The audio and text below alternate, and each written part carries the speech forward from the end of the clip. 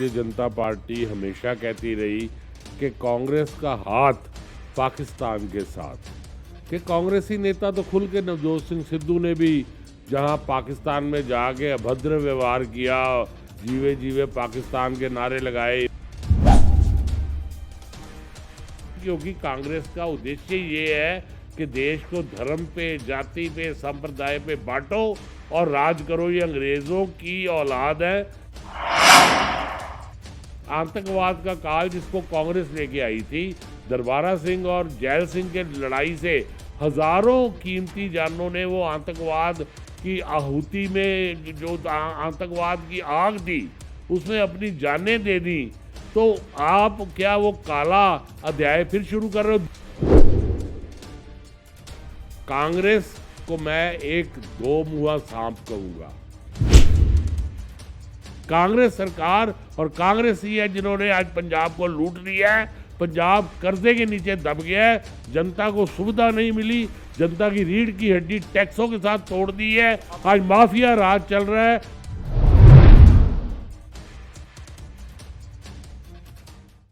D4 news देख रहे तमाम दोस्तों को दीपक भंडारी का नमस्कार। कल पंजाब सरकार की ओर से एक विशेष विधानसभा सत्र बुलाया गया जिसमें कई प्रस्ताव पारित किए गए हैं। उसमें ये एक प्रस्ताव ये भी पारित किया गया है कि जो केंद्र सरकार की ओर से ये फैसला लिया गया था कि पंजाब पाकिस्तान से जो सटी सीमा है, BSF का दायरा पहले 15 किलोमीटर तक का होता था, अब उसे बढ़ाकर 50 किलोमीटर तक कर दिया गया था केंद्र सरकार की ओर से, क्योंकि लगातार पाकिस्तान से हेरोइन, ड्रोन, बम व कई नशीले पदार्थ आ रहे थे, जिस कारण पंजाब को खतरा पैदा हो गया था। इसके अलावा तीनों कृषि कानूनों को भी रद्द किया, वो भी प्रस्ताव लाया गया है और भी कई प्रस्ताव पारित किए गए हैं। हमारे साथ हैं पंजाब प्रदेश के पूर्व भाजपा के पूर्व अध्यक्ष व राज्यसभा सांसद श्वेत मलिक। उनसे बात करते हैं। मलिक साहब नमस्कार।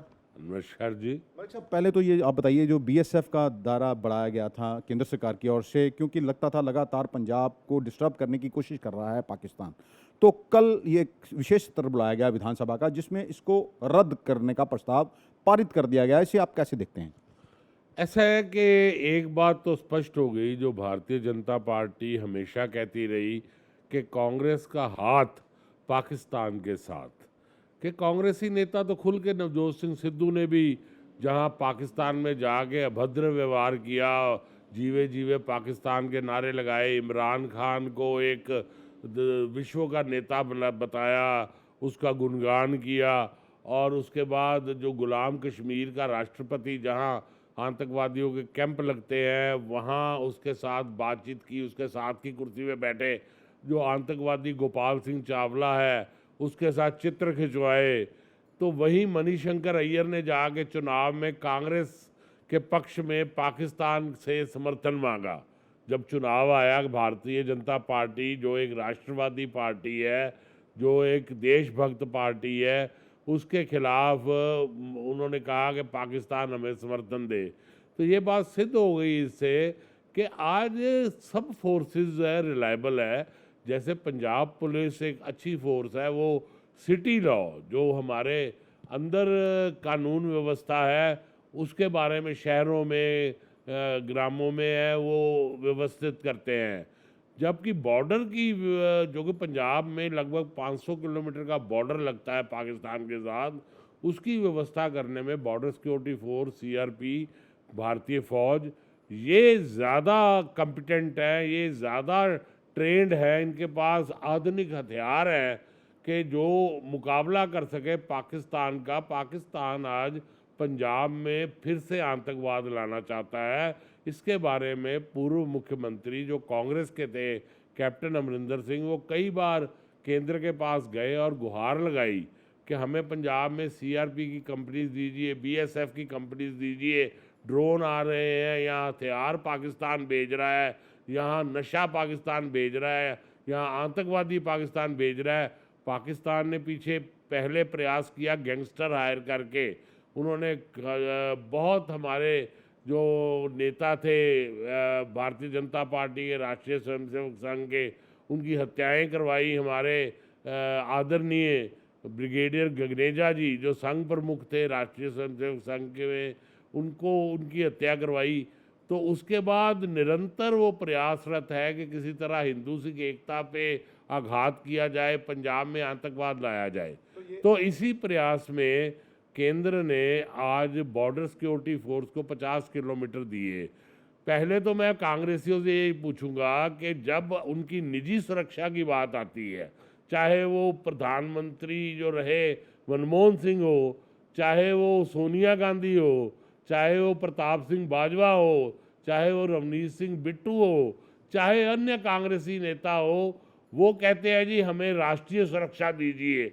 जब ये इशू बना लिए पार्लियामेंट में, मनमोहन सिंह जी को एनएसजी गार्ड्स जो दे दिए जी, तो वो वापस आप सुरक्षा एनएसजी गार्ड्स की दीजिए। प्रताप सिंह बाजवा ने कहा मुझे राष्ट्रीय सुरक्षा चाहिए, मैं पंजाब में सुरक्षित नहीं हूँ। तो उसी तरह सीएम भी हैं कि इनको अपनी सुरक्षा के लिए तो सीआरपी चाहिए, इनको अपनी सुरक्षा के लिए तो बीएसएफ चाहिए, इनको अपनी सुरक्षा के लिए तो सीआईएसएफ चाहिए, इनको अपनी सुरक्षा के लिए तो एनएसजी चाहिए। पर जब देशवासियों की, पंजाब वासियों की सुरक्षा की बात आई तो इन्होंने राजनीति की, क्योंकि कांग्रेस का उद्देश्य ये है कि देश को धर्म पे, जाति पे, संप्रदाय पे बांटो और राज करो। ये अंग्रेज़ों की औलाद है, ये अंग्रेज़ों की डिवाइड एंड रूल पॉलिसी पे चलते हैं। आज बीएसएफ के बारे में भी कुछ राष्ट्रवादी जिनको सोच आई, मनीष तिवारी है, उन्होंने कहा कि ये ठीक विषय है जो ये बीएसएफ लगाई गई है। कैप्टन अमरिंदर सिंह जो पूर्व मुख्यमंत्री रहे हैं, बड़े पुराने कांग्रेस के नेता रहे हैं, 2 बार मुख्यमंत्री रहे हैं कांग्रेस के, उन्होंने कहा कि ये एक स्वागत योग्य कदम है। जबकि चन्नी को केवल चुनाव नज़र आ रहा है, वो रात को दिन को चुनाव ही सोचते हैं। पंजाब की सुरक्षा, पंजाब के नागरिकों के साथ इस कांग्रेस के मुख्यमंत्री चन्नी, वो उसके सहयोगियों को कुछ लेना देना नहीं। जो कल विधानसभा में उन्होंने राष्ट्र विरोधी एंटी नेशनल रेजोल्यूशन पास किया कि हम बीएसएफ को नहीं मानेंगे, मैं उनसे प्रश्न करना चाहता हूं इसका कारण क्या है, क्यों वो ऐसा उन्होंने किया कि बीएसएफ को नहीं मानेंगे? क्या बीएसएफ राष्ट्रीय फोर्स नहीं है? क्या उसको वो रिकॉग्नाइज नहीं करते? उनका ये कहना है, मलिक साहब, उनका ये कहना है कि केंद्र सरकार को, बीजेपी को पता है कि पंजाब में भाजपा का वो आधार नहीं है, इसलिए कि एक चोर रास्ते से पंजाब पर कब्जा कर लिया गया है 25,000 किलोमीटर पर, इसीलिए दायरा बढ़ाया गया, क्योंकि पहले ऐसा कभी नहीं हुआ। एक राष्ट्रीय सुरक्षा एजेंसियां कहीं भी हैं तो वो कब्जा राजनीति का नहीं होता। राष्ट्रीय सुरक्षा एजेंसियां किसी राजनीतिक दल की नहीं होती, वो तो अपराधियों के खिलाफ, अपराधी चाहे किसी राजनीतिक दल का हो, किसी धर्म का हो, किसी संप्रदाय का हो, जो सुरक्षा एजेंसियां हैं वो उसको बख्शती नहीं है। वहाँ केवल ये देखा जाता है कि, और मैं ये कांग्रेस को कहूँगा कि आप राजनीति छोड़ो, आपको रिजेक्ट कर चुकी है पंजाब की जनता। पंजाब में आपने जो कुशासन किया, आपने जो वादा खिलाफी की, आपने जो अत्याचार किया, आपने जो माफिया राज किया, आपने के राज में बम विस्फोट हुए, आपके राज में आतंकवादियों ने हमले किए, तो आज आप ये चोर रास्ते से शासन में नहीं आ सकते हो। पर कम से कम मैं आपको ये ज़रूर कहूँगा कि पंजाब के जनता की सुरक्षा से खिलवाड़ ना करो, वोट के लिए आग ना लगाओ पंजाब में। ये प्रयास ना करो कि आप चाहते हो कि आईएसआई अपने कुप्रयासों में सफल हो जाए, कि आप आईएसआई के चन्नी जी और कांग्रेसी लोगों सहयोगी बनना चाहते हो पाकिस्तान की आईएसआई के, कि ये जो बीएसएफ लगाई है उसका कारण ये है कि पंजाब के लोगों को सुरक्षित रखा जाए, पंजाब में आतंकवाद को पनपने ना दिया जाए, पंजाब का व्यापार, पंजाब की कृषि, पंजाब के नागरिक जो है वो सुरक्षित रह सके। वो जो भीषण आतंकवाद का काल जिसको कांग्रेस लेके आई थी, दरबारा सिंह और जैल सिंह के लड़ाई से हजारों कीमती जानों ने वो आतंकवाद की आहुति में, जो आतंकवाद की आग थी उसमें अपनी जानें दे दी। तो आप क्या वो काला अध्याय फिर शुरू कर रहे हो? दूसरी तरफ कांग्रेस की एंटी नेशनल पॉलिसी देखो कि जहां आज कश्मीर में 370 की धारा कांग्रेस के पूर्व प्रधानमंत्री नेहरू ने लगाई, कश्मीर आग में जल उठा, पृथकवादी शक्तियों ने वहाँ हजारों देशभक्त फौज के जवानों का, पैरामिलिट्री फोर्सेस के जवानों का, नागरिकों की हत्या कर दी।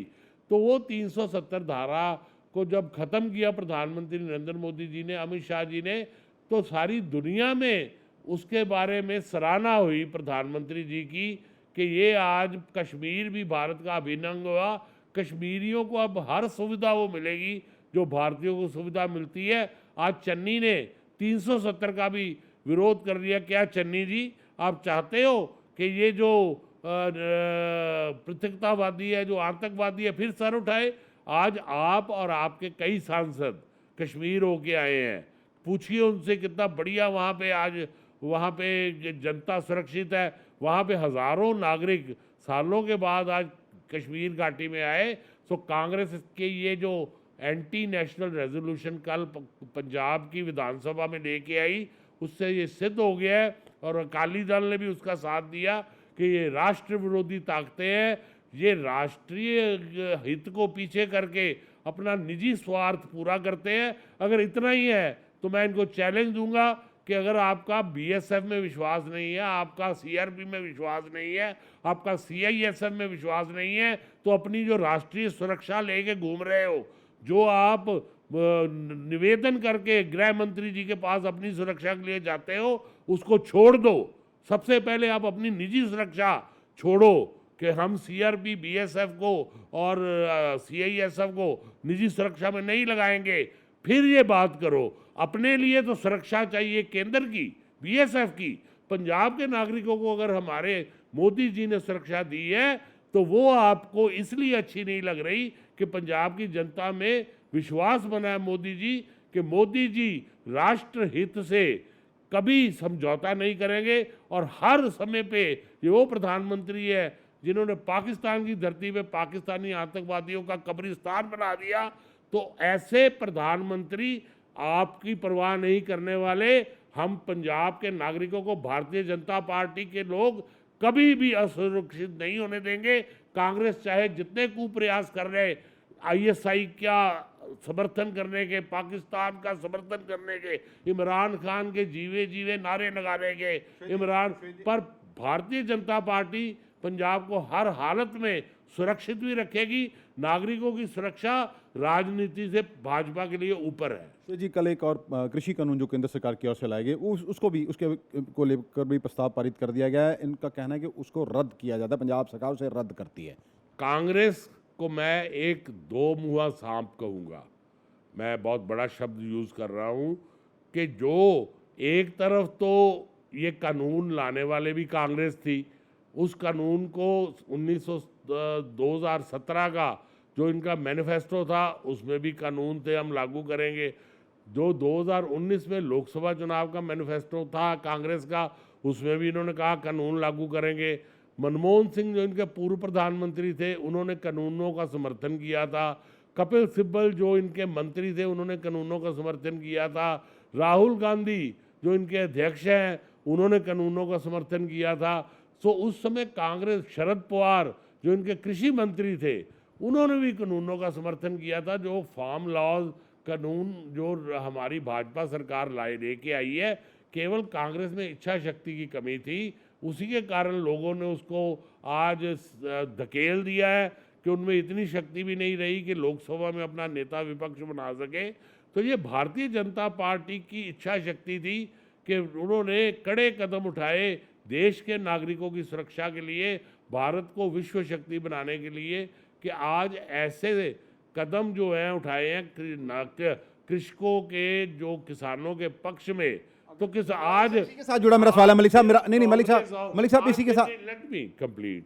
आज फिर कांग्रेस और अकाली दल राजनीति कर रहे हैं। बादल साहब, आप तो एक प्रकाश सिंह जी बादल पिता समान है, आप तो एक महीने तक वकालत करते रहे कृषि कानूनों की। हरसिमरत कौर बादल जी, क्या आपने ऑर्डिनेंस जब आया था किसान कानूनों का, उसके ऊपर हस्ताक्षर नहीं किए? हरसिमरत कौर बादल जी, क्या आपने जब ये एक्ट बना उसका समर्थन नहीं किया? सुखबीर सिंह बादल जी, क्या आपने इसके पक्ष में एक महीने तक प्रचार नहीं किया? अब जब राजनीतिक रोटियां सेकने का काम आया तो आप ये राष्ट्रहित के खिलाफ ऐसे रेजोल्यूशन लेके आ रहे हो। जी, क्या इसको रद्द कर सकते हैं? अगर मान लीजिए सेंट्रल गवर्नमेंट नहीं मानती है पंजाब सरकार के इस प्रस्ताव को, तो फिर ये क्या करेंगे? ऐसा है कि फेडरल सिस्टम है, उसका सम्मान केंद्र सरकार भी करती है, उसका सम्मान प्रदेशों को भी करना चाहिए। एक देश को चलाने के लिए, और ये भारतीय जनता पार्टी हमेशा करती रही। जहां हमारी सरकारें थी, जब कांग्रेस की केंद्र में सरकार थी, हमने हमेशा सम्मान किया। पर कांग्रेस जो है उसके लिए राष्ट्रहित कुछ मायने नहीं रखते, उसके लिए देश कुछ मायने नहीं रखता। वो आज जबकि सत्ता के भूखे हो गए हैं, आज वो सत्ता विहीन हो गए हैं, आज देश की जनता ने उनको सत्ता से बाहर कर दिया है। उसके कारण छटपटाहट में आज वो राष्ट्रीय सुरक्षा से खिलवाड़ कर रहे हैं और किसानों के साथ इस प्रकार के आंदोलन में खुद कहा कांग्रेसी गुरकीरत सिंह कोटली ने कि संख्या तो हम भेज रहे हैं किसान आंदोलन में, वर्कर हमारे जा रहे हैं किसानी झंडे पकड़ के, ट्रॉलियां हम भेज रहे हैं किसानों के लिए।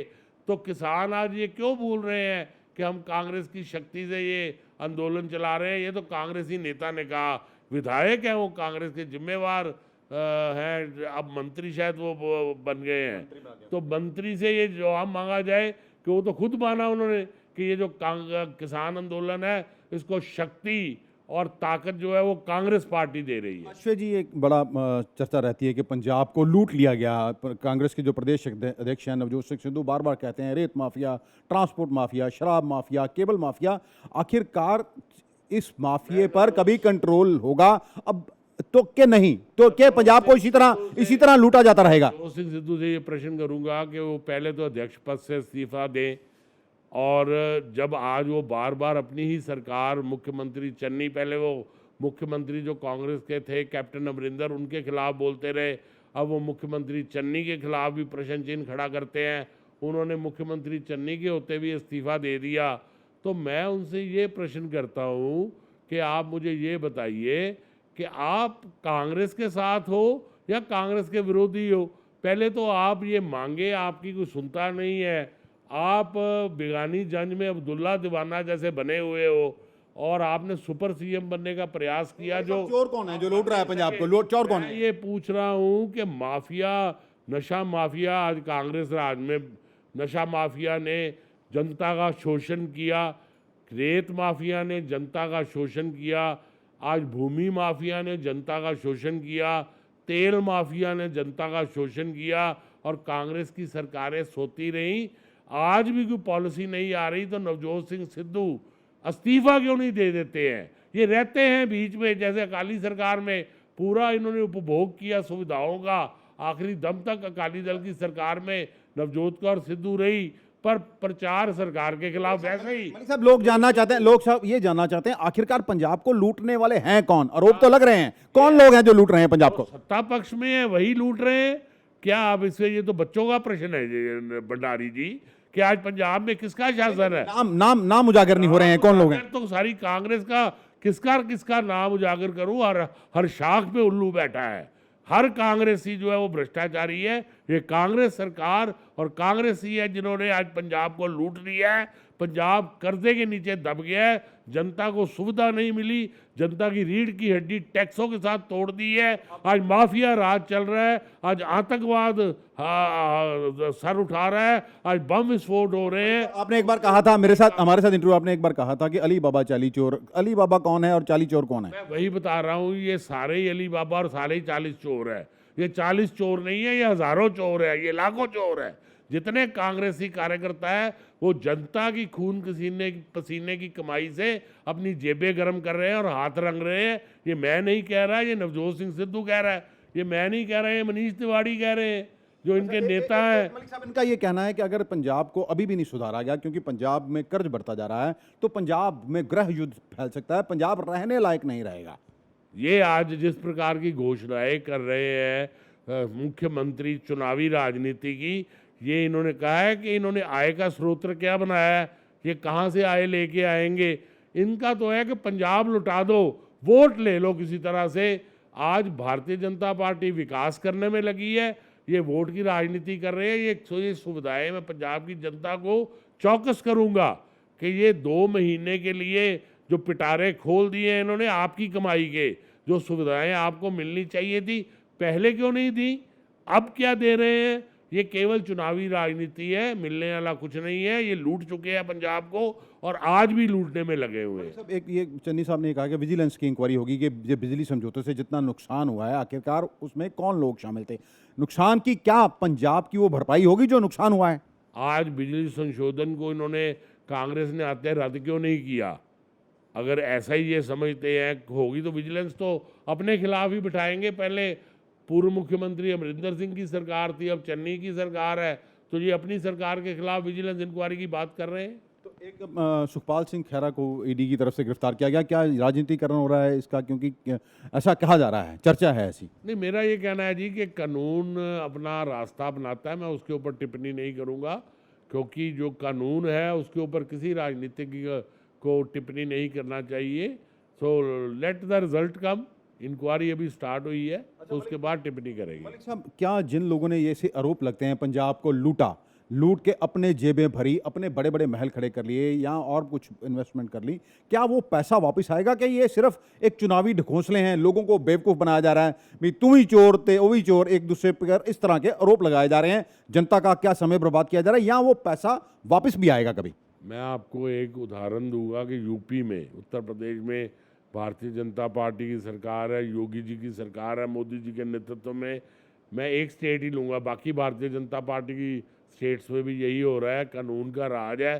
तो आज देखिए वहाँ पे गैंगस्टर्स के ऊपर कैसा कुठाराघात है, आज उनकी टांगें कांपती है मुख्यमंत्री से माफिया की, चाहे कोई भी माफिया हो। योगी जी के नाम से बड़े बड़े जो इनके गैंगस्टर थे कांग्रेस में भी जो पनपते रहे, जो राष्ट्रीय जो मुलायम सिंह की सरकार थी उसमें भी पनपते रहे, जो मायावती की सरकार में भी अंसारी उसका सबूत है। मुख्तार अंसारी ले लीजिए, आजम खान ले लीजिए, बिल्कुल सही काम किया। देखिए मलिक साहब, प्रसाद यादव ले लीजिए, मलिक साहब, उनकी टांगे कांपती है। तो क्या ये पंजाब में नहीं हो सकता था? ये इसलिए हुआ कि यूपी में एक ईमानदार व्यक्ति के हाथ में सरकार आई और पंजाब में भ्रष्टाचारी कांग्रेसियों के हाथ में सरकार आई। पंजाबी में बोलूँगा कि कांग्रेस ने लुटिया भी और जनता ਨੂੰ कुटिया भी। अच्छा मलिक साहब, एक बीजेपी चुनाव आ रहे हैं, बीजेपी की भी स्ट्रेटजी कुछ नज़र नहीं आ रही। क्या जैसे कहा जा रहा है कि कैप्टन अमरिंदर सिंह ने अपनी पंजाब लोक कांग्रेस पार्टी बना दी है, उनके साथ कुछ समझौता हो सकता है? भारतीय जनता पार्टी निरंतर लोगों की सेवा में लगी रहती है। भारतीय जनता पार्टी के लिए सत्ता सेवा का माध्यम नहीं है। भारतीय जनता पार्टी के लिए चुनाव आने या जाने मायने नहीं रखते। हम 24 घंटे भारतीय जनता पार्टी वाले कार्यकर्ता 365 दिन जनता की सेवा में लगे रहते हैं, अब भी लगे हैं। हम तो विकास में लगे हैं, जैसे आपने मुझे ही देखा कि मैं सांसद हूँ भाजपा का, मैं रोज़ कहीं ना कहीं विकास के किसी कार्य में होता हूँ। और कांग्रेस के लोग जो हैं और विपक्षी पार्टियों के लोग जनता को फिर से लुभाने के लिए, जनता को गुमराह करने के लिए वोटें मांगते फिर रहे हैं। ये भारतीय जनता पार्टी और अन्य विपक्षी पार्टियों की सोच का फर्क है। मलिक साहब, आरोप लगते हैं कि केंद्र में जो सरकार है प्रधानमंत्री नरेंद्र मोदी के नेतृत्व में पूंजीपतियों की सरकार है, पूंजीपतियों पर खासा उनका आश्रय, उनका हाथ रहता है, ऐसा आरोप है। किसका जी? आरोप कांग्रेस विपक्ष लगाता है, पूंजीपतियों के ऊपर जो है केंद्र सरकार का हाथ है। उनके दो जो खास जो हैं पूंजीपति, उनका नाम लिया जाता है, अडानी अंबानी का। मैं तो समझूंगा कि कांग्रेस को अभी भी अगर ना समझे तो वो मिट जाएगी, ना डूबेगी। ये डूबेगी कश्ती तो डूबोगे सारे, ना तुम ही बचोगे ना साथी तुम्हारे। तुम्हें अभी तक भी कांग्रेस के मित्रों समझ नहीं आई कि 2 बार लगातार 135 करोड़ देशवासियों ने मोदी जी को पूर्ण बहुमत दिया है और उसमें 90% गरीब जनता है, मध्यम वर्गीय परिवार हैं, जिसमें पहले 272 सांसद बने थे, फिर 303 सांसद बने और सांसद बढ़ गए। तो अभी भी समझ नहीं आ रही आपको कि गरीब जनता जो है वो मोदी सरकार के साथ है। मोदी जी ने गरीब जनता, जिनका कांग्रेसियों ने भ्रष्टाचार करके जेब काटी थी, उनको हर तरह की सुविधा दी है।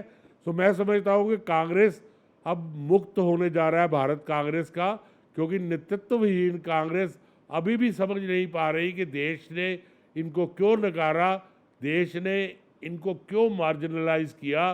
ये अभी भी ना चिंतन कर रहे हैं ना चिंता कर रहे हैं। भाई साहब, आम आदमी पार्टी के आते हैं संयोजक दिल्ली से, कई तरह की घोषणाएं कर जाते हैं। व्यापारियों से बैठक होती है कि उनका अगर सरकार बनेगी आम आदमी पार्टी तो व्यापारियों से पूछ कर ही कानून बनेंगे, और भी कई लुभावने ऑफर दिए जा रहे हैं। आप क्या देखते हैं कि ये सब चुनावी मंत्र ढकोसला है? ऐसा है कि आम आदमी पार्टी को मुंह की खानी पड़ी दिल्ली में। आज उनका वहाँ दिल्ली में एक भी सांसद चुनाव नहीं जीत सका। आज दिल्ली के तीनों नगर निगम जो हैं वो भारतीय जनता पार्टी के हैं।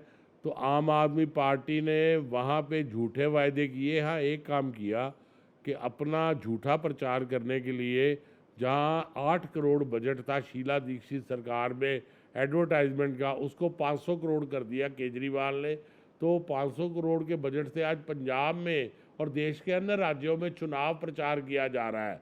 तो वो राशि तो दिल्ली के विकास के लिए थी। दिल्ली की जनता की खून पसीने की टैक्सों की कमाई का दुरुपयोग कर रहे हैं। इनका आधे से अधिक मंत्रिमंडल जो है वो जेल यात्रा कर चुका है। इनके विधायकों के ऊपर भ्रष्टाचार के केस चल रहे हैं और झूठे आरोप लगाने के लिए केजरीवाल प्रसिद्ध हो चुके हैं। कई बार तमाचे भी खा चुके हैं जनता से।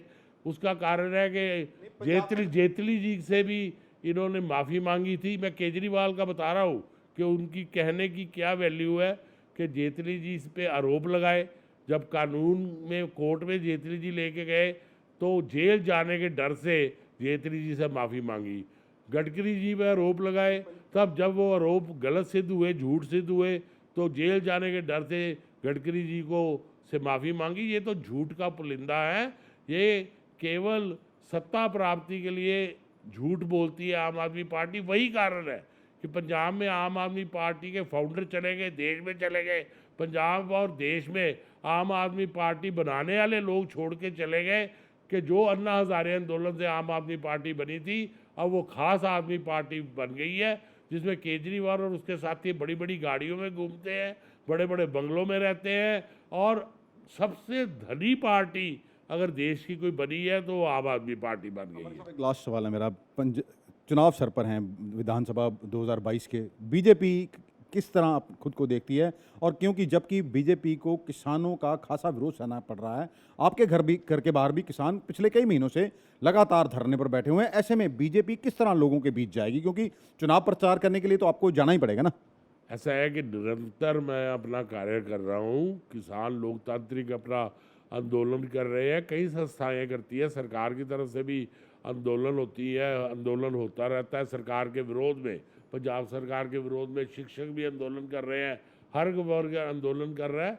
पर भारतीय जनता पार्टी अपना कार्य कर रहे हैं। मैं निरंतर अपने कार्य में जुटा हुआ हूँ और विकास कार्य जारी है। एक सांसद के तौर पे जो मैंने ऐतिहासिक विकास करवाया। आपने बहुत काम कराए, इसमें कोई शक नहीं है, लेकिन मेरा सवाल है कि पंजाब में बीजेपी को खासकर गांवों में घुसने नहीं दिया जा रहा। तो पंजाब बीजेपी क्या काले कानून, जो तीनों कानूनों की बात की जा रही है, क्या इसे रद्द किया जा सकता है जब चुनाव करीब आएंगे पंजाब के? तो मैं आपके इस आरोप से सहमत नहीं हूँ। ग्रामीण क्षेत्रों के हजारों कार्यकर्ता जो है वो भाजपा को ज्वाइन कर रहे हैं। दिन में हर दिन आप अखबारों में देखते हो, खबरें पढ़ते हो कि भाजपा को उच्च शिक्षित लोग, IAS ऑफिसर है, जो फौज के आला अफसर है, जो प्रशासनिक अधिकारी है, जो ग्रामीण क्षेत्र के नेता है, वो आज भारतीय जनता पार्टी पंजाब में आ रहे हैं और दिन दुगनी रात चौगनी तरक्की कर रही है।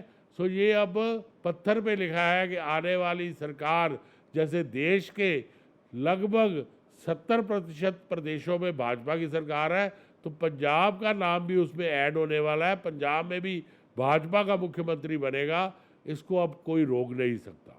मतलब कुल मिलाकर पंजाब का जो नुकसान हो रहा है, जो लूट खसूट रहे हैं, उनके बारे में आपका क्या कहना है? लास्ट सवाल है मेरा। मैं समझता हूँ कि जनता की अदालत उनको सज़ा देगी, जिन्होंने पंजाब की जनता को लूटा भी है। और फिर पंजाबी में कि इस कांग्रेस की सरकारों ने जो बनी है, उन्होंने पंजाब की जनता को लुटिया भी है तो कुटिया भी है। ये आरोप लगते हैं जब आप अकाली दल भाजपा का था, सरकार थी, तब भी बहुत पंजाब को लूटा गया, ऐसे आरोप लगा रही कांग्रेस के। उस टाइम का विकास तो लोग आज याद करते हैं कि विकास क्या होता है। लोगों को आज वो भूल ही गया है कि विकास कहाँ हो रहा है, क्योंकि विकास इस सरकार ने किया नहीं। तो आज लोग वो भाजपा की सरकार को याद करते हैं। धन्यवाद। हमारे साथ बात करने के लिए थे सांसद श्वेत मलिक। इनका कहना है कि पंजाब सरकार लोगों के हितों से खिलवाड़ कर रही है।